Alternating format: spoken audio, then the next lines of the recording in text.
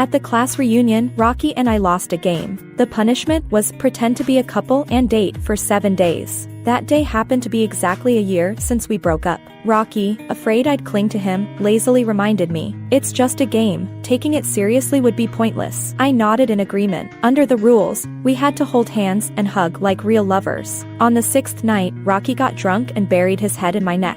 I agreed to get back together. "Isn't that what you've always wanted?" He seemed to have forgotten. The last time I asked to reconcile was 10 months ago. That day, he had reluctantly agreed to meet me to defend a junior. His expression showed no effort to hide his impatience. "Stop pursuing her for copying your work. I promised not to break up with you. Is that enough?" The 1-week couple challenge was proposed by Rocky's brother. He's also a rich kid. After Rocky and I tacitly agreed, he changed his mind. "Hey, a week is too short. You can't develop feelings in that time. How about half a month?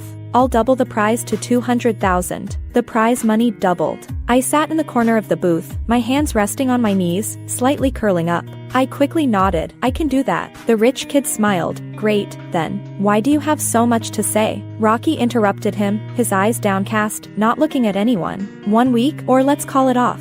The rich kid rolled his eyes at him, cursing his bad temper. I felt a bit disappointed but still compromised. 1 week is fine. Rocky didn't stop. He opened the box door and walked out. The girl next to me elbowed me. Rocky left. "Aren't you going?" I suddenly realized the 1-week couple challenge had begun. I hurried to catch up with Rocky. Even a piece of his watch was worth more than this prize money. No one knew why he agreed to this challenge. On the way back to school, Rocky spoke the first words to me today. "Haley." I walked beside him and looked up at his voice. Rocky's gaze was indifferent as he looked ahead. "It's just a game for a week. Taking it seriously would be pointless." I was thinking about the prize money and nodded perfunctorily. "It won't be." Rocky finally turned his head to look at me. "Promise you won't cling to me anymore?" I paused, memories of our messy past flooding back.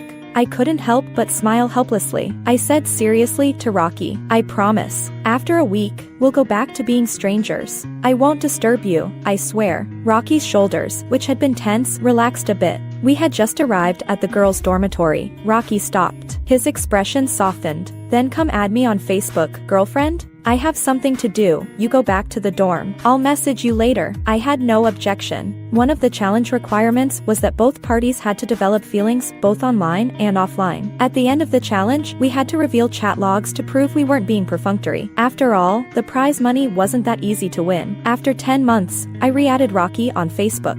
I still vividly remembered when he deleted me for the first time. That was the 7th day after Rocky abruptly broke up with me. The chat interface was almost completely covered by my green messages. He finally replied. Through the screen, I could feel his impatience. "Are you done?" He was so calm, making me feel like I was going crazy. The linear algebra teacher was excitedly speaking into the mic, but I couldn't hear a word. Tears hit the screen, and I hurried to wipe them away and typed, "I just want to know why you broke up. Is that so hard? Rocky, I just don't want to date anymore." Tears fell again. I sniffed and refused to give up, no matter how sad I was. "Are you still angry about the last time I threw a fit? I won't do that again, okay? Rocky, I'm sorry. Don't break up with me. I really like you." I couldn't send the last sentence. Rocky ran out of patience and directly blocked me. I stared blankly at the red exclamation mark.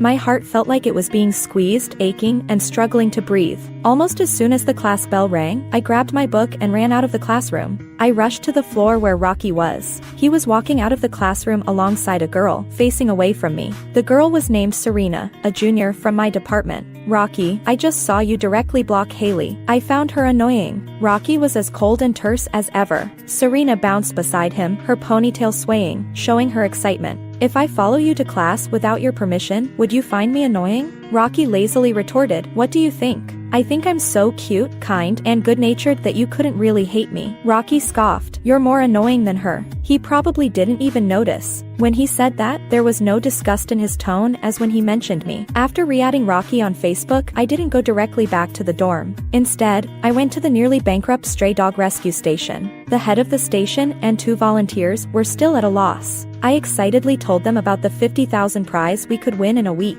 The head of the station hugged me and cried loudly, "Haley, you'll be my savior." I was squeezed so tight I could hardly breathe. Okay, you don't need to save the rest. Anyone who needs to be hospitalized should go." The head's crying suddenly stopped, and she stood straight up. "Today, I saw a golden retriever limping in the next neighborhood, and I couldn't bring it back. I need to go find it right now." Saying this, she ran off with the volunteers. On the way back to school, I thought about the ample prize money, feeling delighted, until I passed the playground and saw this scene. Serena was crouching beside Rocky, quietly crying. "Why are you back together with her? You clearly said her clinginess was disgusting and that you regretted dating her." "Rocky, do you even know I like you?" Rocky leaned against the wall, his hands hanging at his sides, casually flicking a lighter, saying nothing. One of the challenge rules established early on was that we weren't allowed to inform anyone unaware that we were pretending to be a couple. Hearing the word clingy, I slightly wrinkled my nose in embarrassment. I was somewhat surprised. I returned after a 10-month leave of absence, and they still weren't together. Serena didn't wait for Rocky's response, she stood up with red eyes. She stared into his eyes. "If you say you don't like me at all, I'll never show up in front of you again." A shallow restlessness flickered on Rocky's face. But when Serena turned to leave, he still grabbed her wrist. "Don't go." Rocky bent his back, resting his head on the girl's shoulder. His voice was low, sounding emotionally flat. "I don't want you to leave." Serena finally managed a small smile. She turned back, stood on her toes, and kissed Rocky's lips. "You clearly like me a little, Rocky. I'll wait for you until you're willing to be with me." Rocky raised his hand and pinched her earlobe, but he said nothing. I wrapped my scarf tighter and left silently. The two of them seemed to have sorted things out. Serena likely wouldn't have to wait that long. They should be together in a week.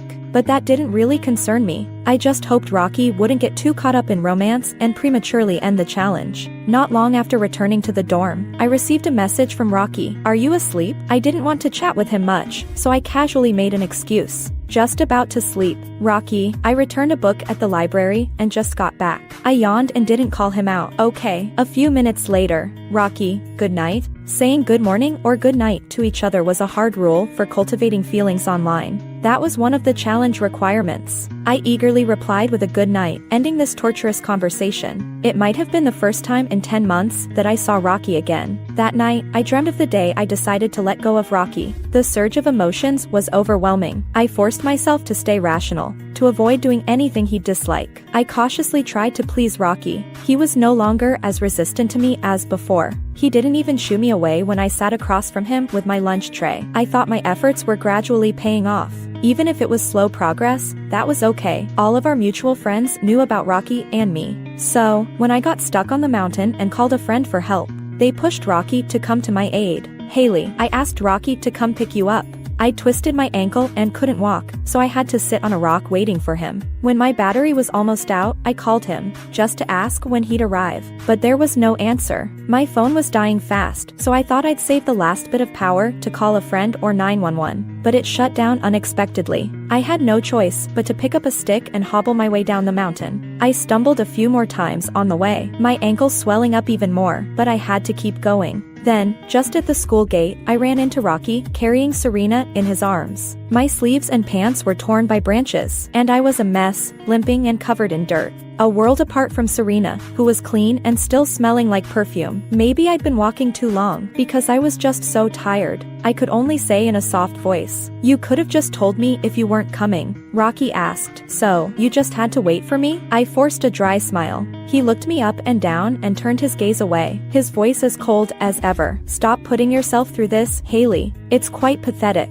A friend of mine, who happened to be passing by, saw the scene, and angrily confronted Rocky. "Didn't you promise to pick up Haley? Didn't I tell you her phone was almost dead? Do you have any idea how dangerous it was for her to be alone on that mountain?" Rocky, unbothered, only held Serena closer, and spoke in an unhurried tone. "Serena twisted her ankle, too. I can only help one person, got it?" With that, he carried Serena to the infirmary. My friend, furious, wanted to argue with him, but I stopped them. In that moment, I suddenly felt like it was pointless. I couldn't blame anyone else. I could only blame myself for not letting go, for putting myself through this. I looked at my friend and sighed, forget it. After that day, I stopped looking for Rocky. Even if I ran into him and Serena on campus, I would calmly look away, not sparing them a second glance. Sometimes, thinking about Rocky still hurt. A deep, suffocating ache. The withdrawal was unbearable, but I really didn't want to try salvaging it again, until Serena plagiarized my project topic and most of my PPT, and won an award in the competition. I went directly to her advisor and accused Serena of plagiarism. This is my final project. The professor closed the office door, looking at me with a hint of reluctance. Look, how about I make it up to you? It's just a project, after all. It's not like she stole your award. No need to go as far as having her award revoked, right?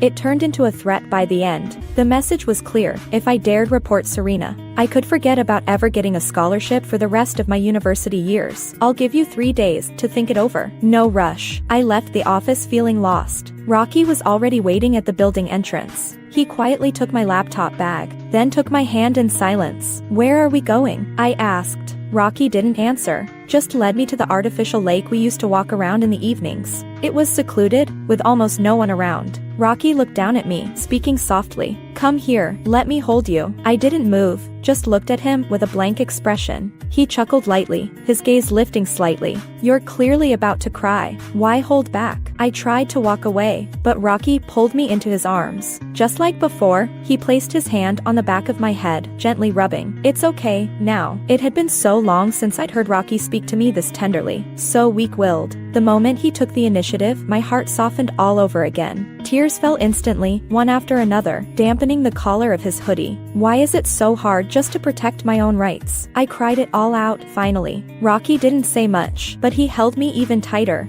As my emotions settled, I started to pull away from Rocky's embrace. Suddenly, he leaned over and kissed my earlobe lightly. Haley, I won't break up with you anymore. I stared wide-eyed at him, shocked. Rocky wiped the tears from the corners of my eyes, his expression so calm, as if discussing something trivial. You love me. I can agree to get back together. On one condition, don't pursue the plagiarism incident with Serena. It felt like a wad of cotton was stuck in my throat, making it impossible to speak. In the silence, the distant strains of a campus song drifted over the speakers. He's not worth your heartbreak anymore. He pretends to be calm, but he doesn't understand you. Rocky's voice was as icy as ever. It's a fair deal, a deal. He was treating getting back together like a transaction, so Serena could secure her award. I remember crying and cursing Rocky for a long time that day. It's hazy now because I had a high fever afterward and was bedridden for days. My roommate and friends all tried to console me. Why make such a big deal out of it, Haley? Serena's advisor has a strong background. What's the point of going against her? Exactly. Isn't it better to let this slide than to lose all chances at scholarships? While I was recovering, the scholarship results were announced. My name wasn't on the list. Even worse, I was diagnosed with depression, to the extent that I needed medication to manage it. I had no choice but to take a year off from school to recover and readjust. As I dragged my suitcase out the campus gates, I thought, I need to go out and experience things more beautiful than love. This dream ended when my break from school was over. The laziness from a sleepless night peaked when I saw Rocky downstairs. He handed me a cup of soy milk and 2 sugar cakes.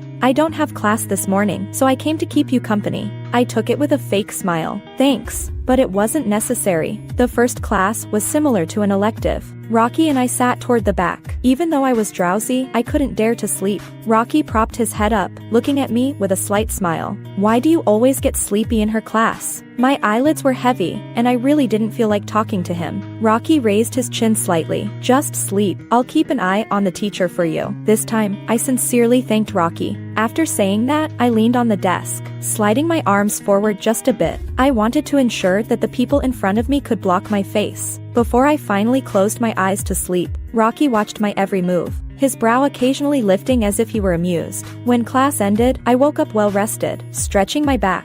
I can't believe the teacher didn't notice anything in the entire class. Rocky still rested his head on one hand, using his other hand to tuck a loose strand of hair behind my ear. He gazed at me with boredom. Hey, girlfriend, you drooled. I didn't even have time to care about his teasing, and immediately covered my mouth. Finding no wet spot, I froze. Hearing Rocky's short laugh, I realized he had tricked me. I reverted back to my polite, distant demeanor, picked up my book, and headed for the door. Rocky, with his long legs, casually followed beside me. Are you angry? I blankly responded.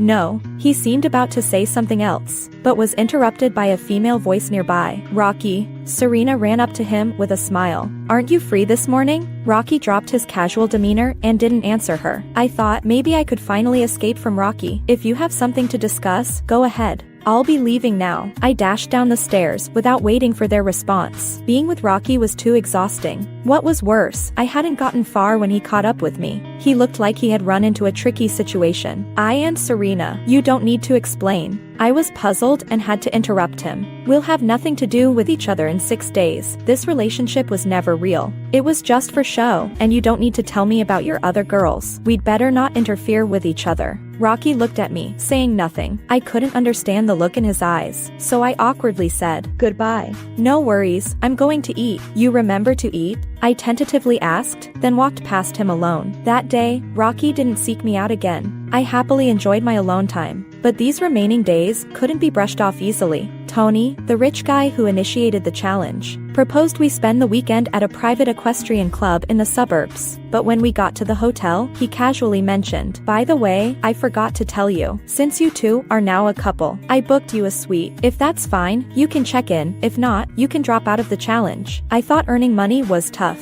but the consolation was that Serena had come along at her own expense. With her there, I wouldn't have to waste too much energy dealing with Rocky. Just as I pushed my suitcase into the room, Rocky stopped me. I turned back, confused. "Serena isn't someone I called here." I nodded and turned around again. Rocky didn't let go of me, which made me uncomfortable. He lowered his gaze, his eyelashes trembling. "You think it's unnecessary, that's your business. Whether I explain is mine. I don't have a habit of cheating. For the rest of these days, I don't plan to just go through the motions. If we're dating, let's do it seriously, or let's end it here." Rocky looked tired as he finished and opened the door to leave. His open shirt flapped in the wind. He walked briskly, as if fleeing from something. I called the station to check on the hospitalized dogs. I stayed until evening, and when Rocky returned to the room, he waited for me to go eat with everyone. After getting ready, I opened the master bedroom door. "Let's go." Rocky leaned against the door frame, his eyes droopy. I paused. "What's wrong?" He still didn't look at me, slightly lifting his lips. "Hold hands." "We can't even hold hands while dating?" I took a deep breath,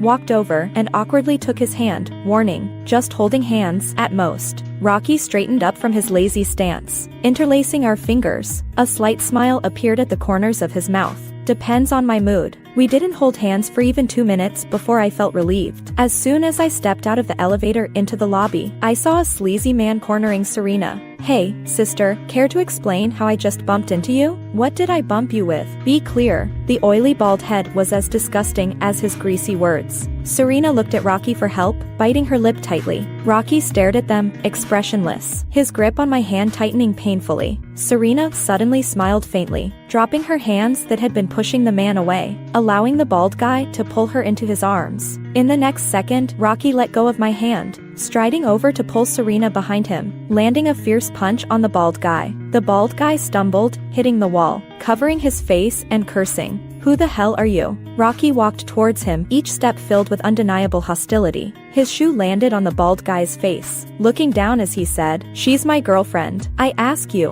where did you just touch her?" I leaned against the front desk, watching with interest alongside the cleaning lady. I hoped Rocky would hit the bald guy harder, so he could end up in reform for 15 days. When he got out, I would collect my money and the challenge would be over. The bald guy clearly had some background, as his 2 bodyguards soon appeared, joining the fight with Rocky. In the end, it was Tony who arrived, introducing Rocky's identity. The bald guy kept apologizing before the matter settled down. Tony and Serena helped Rocky up, demanding to know, "Do you realize you two are dating? Your boyfriend is fighting someone, and you just stand there doing nothing?" I lowered my eyes, diminishing my stance. In a low, disappointed voice, I said, "But my boyfriend is fighting for another girl." I looked down, fiddling with my hands. "And just now, Rocky said himself that he's Serena's boyfriend." Don't provoke Tony. What if he ended up being dissatisfied and deducted my prize money? Ideally, Rocky and I would split the 100,000, each getting 50,000. I thought if Rocky performed poorly, maybe I could get him to lose some money, and it would come to me. After I finished speaking, Tony indeed shot a glare at Rocky, and the latter stared at me without blinking, his eyes dark and inscrutable.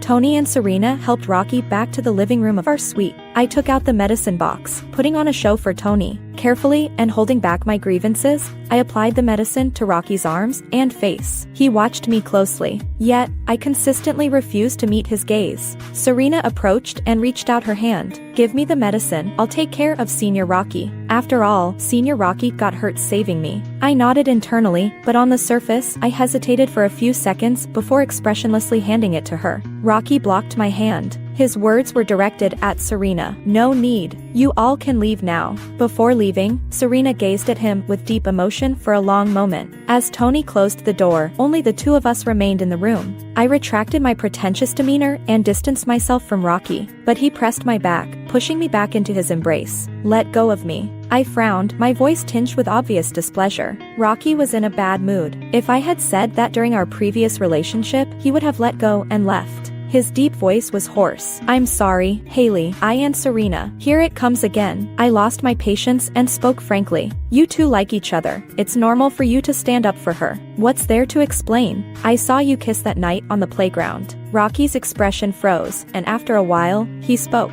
"It wasn't a kiss. I didn't expect her to kiss me. I didn't react much." "That's your business. It has nothing to do with me." "Rocky, I agreed to participate in this boring challenge for the 50,000 prize. I just want to get through these last few days peacefully. Can't we just go through the motions?" "Get through?" Rocky emphasized that word. "Being with me is so torturous." I pushed his hand away and stood up, brushing off my clothes. "What else? I don't like you. Pretending to be a couple with you is really uncomfortable." Rocky looked blank, staring at the hand I had just pushed away. After stating my point, I returned to my room. Before closing the door, I heard Rocky's quiet voice asking, "Don't you like me anymore?" I knew he found it hard to believe for a moment. After all, he had witnessed my previous desperation, but I couldn't lose myself forever for him. In the first month of dropping out, I wasted time like a shell of a person. One day, I walked to the edge of a bridge. Sitting there in a daze, the stream behind me was shallow enough to see the bottom. I didn't notice when a little yellow dog popped out, tugging at my pant leg, trying to pull me to the road. I pulled my leg back, ignoring it. It barked at me fiercely, then grabbed my pant leg again, dragging me. Annoyed, I had to follow its strength, stepping down from the bridge. "You're so annoying," I said, squatting down to glare at it. At that moment, a girl ran over. That was the first time I met the head of the stray dog rescue station. After scolding the little yellow dog for a while, she apologized to me. The previous owner of this dog committed suicide by jumping into the river. People in their community said that when the dog's owner was retrieved, it was watching nearby. So now, whenever it escapes, it comes here. If it sees someone too close to the bridge, it bites their pants to pull them away from the edge. Many people have kicked it out of frustration. After hearing that, I squatted down again to look into the little yellow dog's eyes. It tilted its head. The light in its bright brown eyes flickered. I thought I found something more beautiful than love. During my recovery, I stayed at the rescue station as a volunteer. Later, the little yellow dog escaped and was captured by a dog meat restaurant. It received a deep cut on its hind leg. By the time it returned, it was on the brink of death. Coincidentally, during that time, we had rescued several dogs that were seriously ill, and the funds were running low. After that, I lost a game and agreed to this week-long game challenge. After opening up with Rocky, our relationship was completely frozen. The next day, I came out of the master bedroom just in time to see him dressed in riding gear, preparing to leave. I casually asked, "I don't know how to ride. Did Tony say I must go?" He had a cold expression, as if he hadn't heard me. He simply walked out the door. I blinked and sighed in relief. This was the best situation. I wouldn't have to endure Rocky anymore. By the stable, I ran into a guy walking an Alaskan Malamute. Unable to resist, I approached him to ask if I could pet the dog. The guy and the Alaskan were both very friendly. We soon played together. After a while, we were tired and went to rest on a bamboo chair under a shed, and Rocky walked over with a helmet in hand. Without even glancing at the guy, he snatched the half-empty water bottle from my hand. After taking a sip, he spoke. "I'm tired. I want to go back to the room to nap." I didn't want the water bottle anymore and nodded coldly. "You can go. Stay with me," Rocky said, his expression unchanged. "I'm scared to sleep alone." I was amused with anger and refused without thinking. "No way. I want to sit here a bit longer." If there hadn't been other people around, I would have thrown that bottle in his face. The guy awkwardly chuckled while petting the Alaskan. "Is he your boyfriend?" Before I could answer, Rocky shot back. "Otherwise? What's not obvious about it?" The Alaskan must have sensed his hostility, growling softly at him. I repeatedly apologized to the guy and ordered him a dessert as compensation.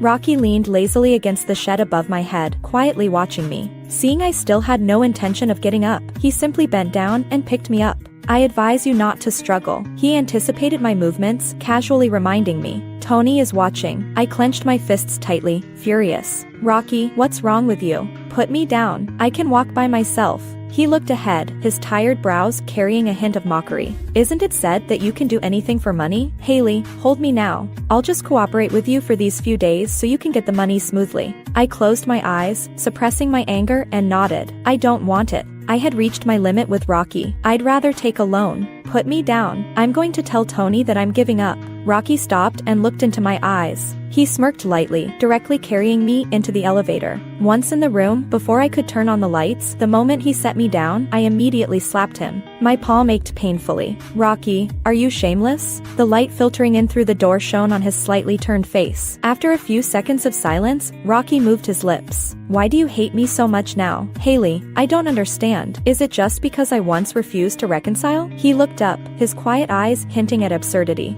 I really didn't like you a year ago. Did I refuse you incorrectly? He appeared genuinely puzzled, completely forgetting about the plagiarism incident. I didn't want to bring that up for now, only saying, when I was chasing you a year ago, you must have found it very annoying, right? He didn't answer, clearly conceding. So did I. I continued, being pestered by you now is the same. I finally understand. Being chased by someone you don't like is truly disgusting. Rocky's face darkened, his hands at his sides turning white from clenching. I didn't stop, staring at him word by word. It's so disgusting that if you touch me, I'll wash my hands 3 times. I wasn't trying to get back at him, nor did I take any pleasure in it. I was simply stating a fact. Being direct was also to force Rocky to give up. With his strong pride, being disliked to this extent wouldn't be something he could tolerate. After a long time, a self-mocking chuckle broke the silence. Rocky said nothing and walked past me, opening the door to leave. I slumped down onto the couch. Without Rocky around, my breathing felt much easier. It was like surfacing after being drowned to the brink. I thought Rocky's sudden departure meant the challenge was over, but the next morning on my way back to school, Tony found me. I've been watching you too. It must be awkward, right? If it weren't for Rocky reminding me, I wouldn't have realized I was disturbing you. There are only 3 days left. Just clock in normally. No need to send me any proof. Rocky wasn't even in it for the 100,000. I nodded, feeling a bit complicated, because I was. Rocky had disappeared for 2 days. I was relieved not to deal with him, spending most of my free time at the hospital with the dogs. He showed up at a friend's gathering on the 6th night. Upon seeing Tony, he turned his steps away from me. He sat down next to me without any eye contact. Later, Tony got a bit tipsy. When it was my turn for a dare, he pointed at me with his drink, slurring his words. You two have been together for so long, just kiss already. He finished with a hiccup. Rocky, who had been playing with his dice cup, paused slightly at the comment but showed no reaction. It was as if he hadn't heard. Everyone's attention turned to us, teasing. Tony, fearing I'd refuse, quickly added, whoever backs down pays a 5-fold penalty. That means 10 shots. I glanced at the 10 glasses of alcohol in front of me. With a light hum, I picked up a glass, silently accepting the punishment. Tony's face immediately darkened, and the other teasing people looked displeased as well. The atmosphere cooled down. Someone advised, forget it, Tony, we're just joking. 2 shots are enough. Tony shuffled the cards in his hand and shot me a glance. Who said it was a joke? Fair play, let her drink. As I reached my 6th cup, a hand came over and took it away. Rocky downed 4 glasses in quick succession, flipping the cups upside down on the table. His words were directed at Tony. Can't you go a day without bullying someone? Now you're even targeting my girlfriend? Tony shot him a displeased look, frustrated. Who can outdo you? I drank a bit too quickly, feeling the alcohol swirling uncomfortably in my stomach. I got up and ran to the bathroom. I vomited everything I had just drunk. Leaning against the sink, I rinsed my mouth and inadvertently met Rocky's gaze in the mirror. He stood behind me with a faint smile, his eyes hazy with drink. You've never kissed me? Why so resistant? I turned to leave. Haley, he called softly. I keep dreaming about us these days. I dreamt that our first kiss was so clumsy, that I swore I'd marry you when I was drunk, and that you used to love me so much. He looked down, tugging at his lip. Then I dreamt of the last time I saw you last year, when you cried and scolded me for being such a jerk, for treating reconciliation as a transaction. I was really quite inhumane then because all I thought was how loud you were. I didn't feel much at his words. I genuinely couldn't recall the feelings I had for Rocky back when I liked him. I couldn't even empathize with my past self. Rocky tilted his head, quietly watching me. Haley, I never dated Serena. The kiss was only that one time on the playground, just a tiny touch. Rocky must have been drunk, otherwise, he wouldn't be acting so childish. It really was just a little bit, he stressed after biting his lip. Seeing me remain unmoved, his eyes dimmed. Am I already tainted? So that's why you don't want me? I shook my head and told him honestly. When I decided to drop out, I knew I wouldn't want you anymore. No matter how much I liked him, I wouldn't. Rocky nodded slightly, his gaze fixed on the ground. I see. The spotlight above cast a slanted shadow behind him, making him look somewhat lonely. I looked away, not wanting to thank him for his cooperation these past few days and lacking the mood to reminisce or complain. I simply said 2 words to bid farewell. I'm leaving. There was no more sound behind me. On the evening of the 7th day, Tony transferred $100,000 to my PayPal. He seemed reluctant to talk to me and explained everything very dismissively. I broke up with Rocky. The prize is yours now. If I keep sending him money, I'll be the idiot. Before leaving, he warned me repeatedly. Don't let your conscience get the better of you and secretly give him the money. He doesn't deserve a dime from you. Tony yawned and turned to leave, mumbling. I thought you two could keep going. I didn't even care why they broke up. I thanked him and hurried to the shelter, gripping my phone tightly. My feet felt like they were flying, going faster and faster. Soon, I was running toward the sunset, wanting to be there a bit sooner, before it set. Little Yellow, I'm coming. Rocky's side story. Rocky was living a messy life. He had grown used to being hospitalized for a perforated stomach from drinking. His roommate stood by the bedside, nagging him. Rocky, can you please calm down? The doctor said if it weren't for timely rescue, you'd die. Rocky interrupted, his pale face lazily indifferent. That would be just fine. Make sure to tell Haley I killed myself because I couldn't handle her dating someone else. Let her remember me forever. Though his roommate recognized his half-joking tone, his face turned beet red. Stop that. Don't say such things. In reality, Rocky had ruined his health. Even if he survived, he'd likely die sooner than others in a few decades. At that moment, Serena barged into the hospital room. Her face was streaked with tears as she slapped Rocky. I've been by your side for an entire year.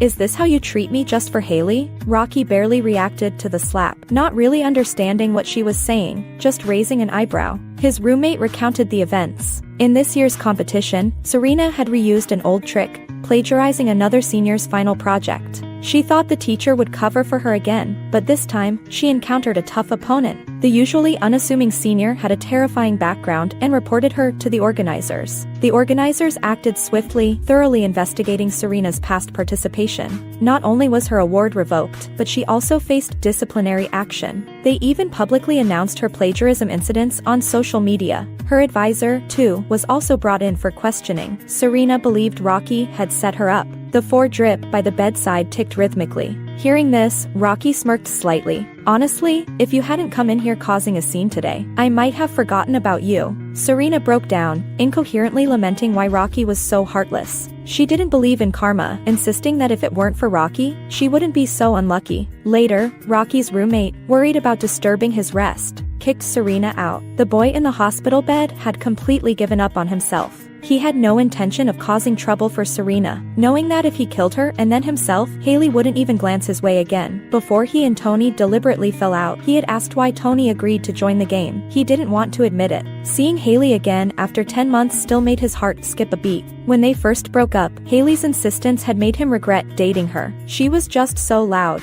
Every time class ended, she was right there. Rocky, are you free for lunch? Let me treat you. Rocky stopped, took off his baseball cap, and put it on Haley's head. His tone was harsh and cold. Can you understand human language, Haley? Do you know what a breakup means? The girl was full of energy, a stark contrast to how she had looked just days ago. I know. I'm not here to get back together. I plan to pursue you again. Crazy. Rocky thought blankly. He ultimately didn't go to lunch with Haley, having just accepted Serena's invitation instead. Serena was sweet and quiet. When she looked at him with her sparkling eyes, he thought his ideal type should be like that. But for some reason, he still didn't respond to her subtle confession. Haley had clung to him for so long. Just as he was getting used to it, she seemed to be ready to give up, because he didn't answer her call, because he had chosen to save Serena first. Haley never came looking for him again. Rocky thought this was fine too, but there was a nagging feeling stuck in his chest, uncomfortable. It must be withdrawal symptoms, Rocky thought. When Serena asked for his help in convincing Haley not to report her plagiarism, he felt inexplicably better.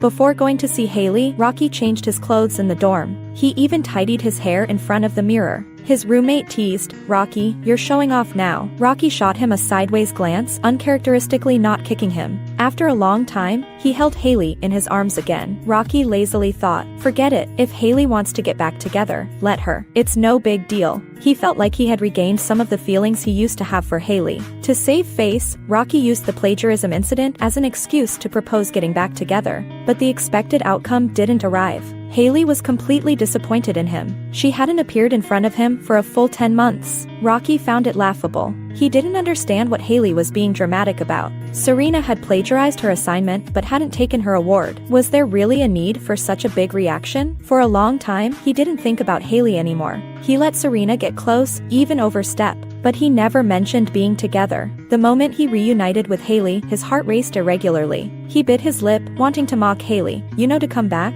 But considering not wanting to spoil the mood for others, he said nothing. Throughout the game, he deliberately avoided looking at Haley, maintaining a cold demeanor, appearing unapproachable. No one knew that when Tony proposed the fake couple challenge, he had already decided that Tony was a brother for life. The moment he agreed, he didn't think about anything, not how to deal with the ambiguous Serena, not whether Haley still liked him. He only knew that he was still willing to agree to get back together with Haley.